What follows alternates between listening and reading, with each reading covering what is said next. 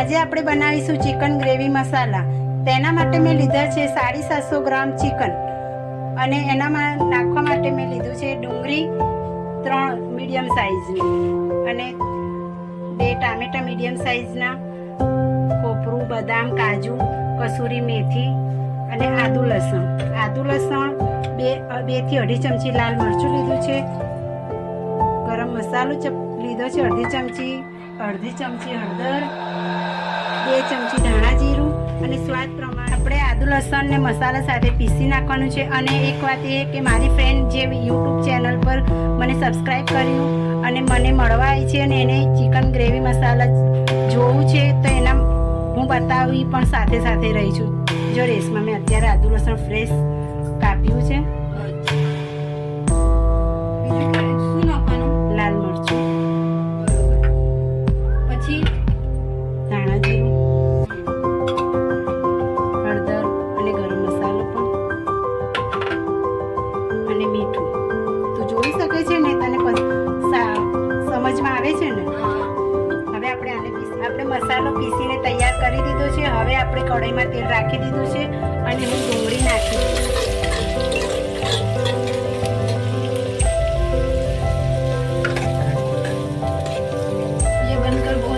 तैयार होने वाला है इंशाअल्लाह. दुआ करिए बस. तो ऐसे नहीं हो रहा है तो देखिए डुंगली पर मरे नहीं, ब्राउन कलर निकल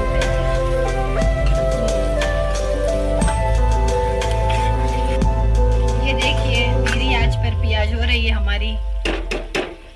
हमें इसे धीमे पे रखना है. આપણે બ્રાઉન કલરની ડુંગળી થવા દેવાની છે. જોઈ શકો છો આપણે આ મસાલો નાખી દેવાનો છે. આપણી ડુંગળી તૈયાર થઈ ગઈ છે બ્રાઉન કલરની. હવે આપણે બધો મસાલો નાખી દઈશું. એકદમ સ્પાઇસી અને ટેસ્ટી ચિકનનું શાક બનીને તૈયાર થવાનું છે.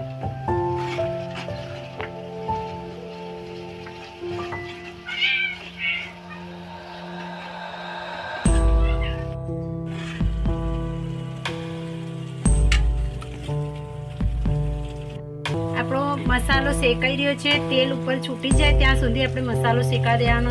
બરાબર છે ને રેસમાં મસાલો खुशबू आई ना? बहुत टेस्टी है माय फ्रेंड. अब इसको अच्छे से મિલાને मिक्स હવે હલાવી દે તું બરાબર. ફાવે છે ને તને? રેસ બરોબર. પછી આપણો મસાલો શેકાઈ જ पूरे घर में चिकन की खुशबू आ रही है. ऐसा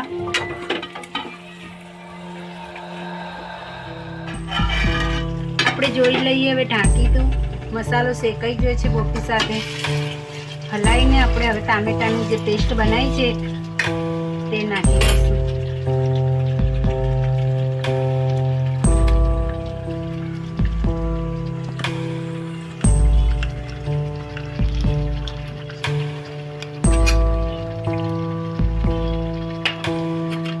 હવે હલાવી દઈશું આપણે.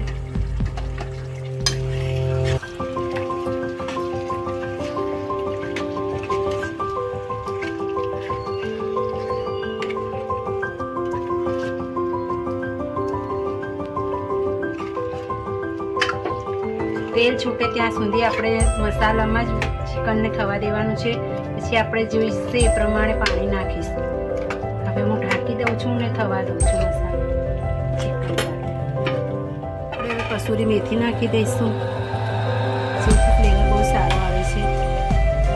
અને કેવડા એસન્સ જે 1-2 બૂંદ નાખવાની છે. આનાથી ખુશ્બુ બહુ સારી આવે છે.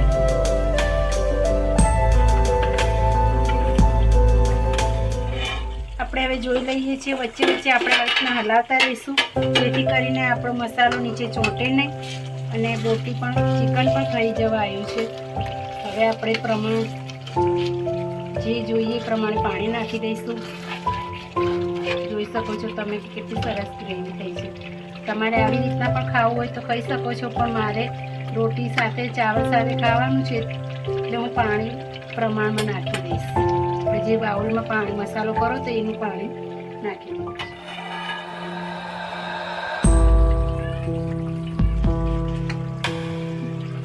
ચિકન ગ્રેવી મસાલા બનીને તૈયાર થવા આવ્યું છે. જોઈ શકો તમે તેલ કેટલું સરસ ઉપર આવી ગયું છે. હવે આપણે એનામાં ચુંગાર કરી નાખીશું. એના માટે મેં અહીંયા ફોઇલ પેપરની વાટકી બનાવી છે. જો આ અવેલેબલ ના હોય તો આપણે સ્ટીલની નાની કટોરી લઈ અને અહીંયા આગળ ધુંગારમાં રાખવા માટે મૂકવાની છે. હવે આપણે ગેસ બંધ કરી દઈશું. આપણે થોડી કોથમીર નાખી દઈશું સજાવા.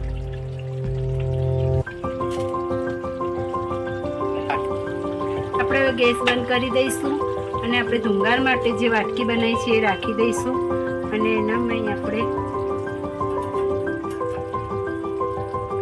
કોલસો મૂકવાનો છે.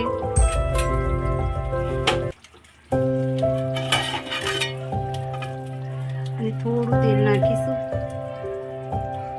આનો સ્મોકી ફ્લેવરથી આપણું ચિકન ગ્રેવી મસાલા બહુ સારું ખુશ્બુ આવે.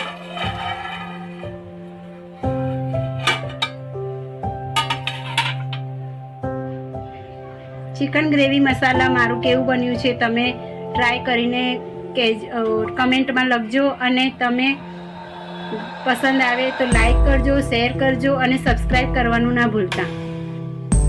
ચિકન ગ્રેવી મસાલા બનીને તૈયાર થઈ ગયું છે. તમે જોઈ શકો છો કે મારું ચિકન ગ્રેવી મસાલા કેટલું સુપર લાગે છે. તેના સાથે મેં રોટી રાખી છે, ડુંગળી રાખી છે, લીંબુ રાખ્યું છે અને મારી ફ્રેન્ડ જે શીખવા માટે આવી હતી એને હું ટેસ્ટ કરાવીશ કે કેવું લાગે છે. રેસમાં ચાખી જોજે. देखने में तो बहुत ही अच्छा लग रहा है. अब खा के टेस्ट करेंगे બસ હવે તું कि આવી मेरी सलमा ने कैसा बनाया.